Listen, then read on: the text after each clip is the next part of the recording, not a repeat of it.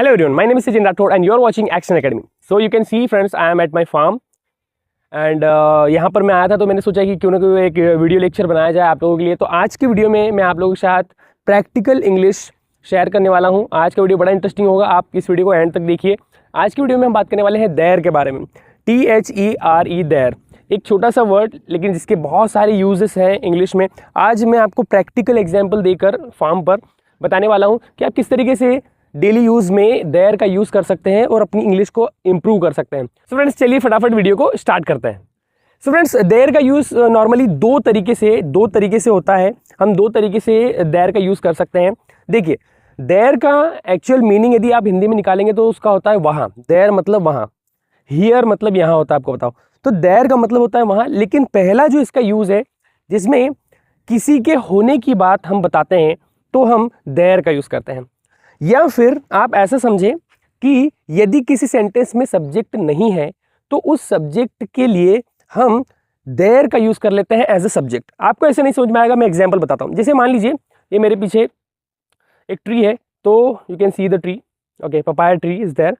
सो यदि मुझे कहना है कि मेरे फार्म में एक पेड़ है तो मैं इस सेंटेंस में कैसे कहूँगा, क्योंकि आप देखिए कि मेरे फार्म में एक पेड़ है या मेरे फार्म पर एक पेड़ है, तो इस वाले सेंटेंस में आप देखिए सब्जेक्ट तो है ही नहीं, तो पर कुछ होने की बात हो रही है। आप देखिए कि मेरे फार्म पर कुछ है, मेरे फार्म में कुछ है, एक पेड़ है।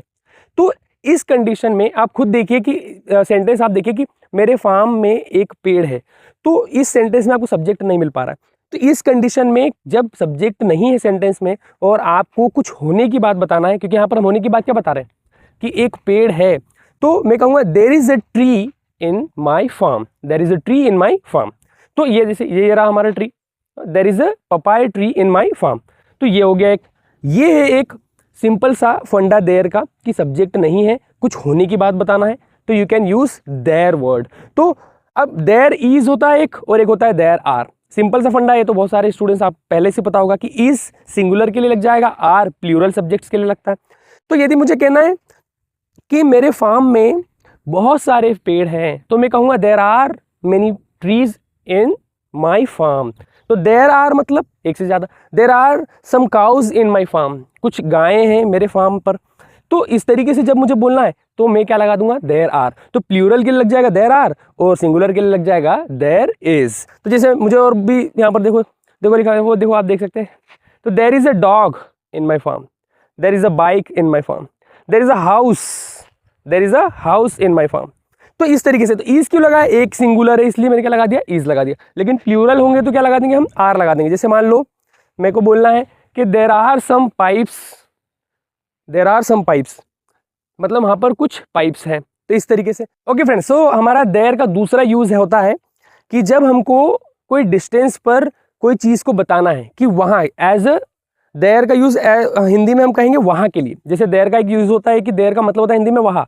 तो देयर के लिए जब हमको बोलना हो, कोई डिस्टेंस पे कोई चीज़ बताना हो, जैसे यदि मुझे किसी से कहना है, कोई मेरे साथ आ रहा है और मुझे दूर है हम और 2-4 घर है मेरे फार्म के आसपास, तो मुझे बोलना है मेरे फ्रेंड को कि देयर इज़ माई फार्म।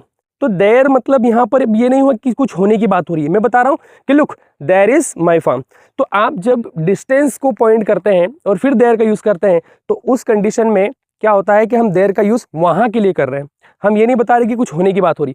तो यही दो यूज़ होते हैं देयर के, इसके अलावा कोई यूज़ नहीं है।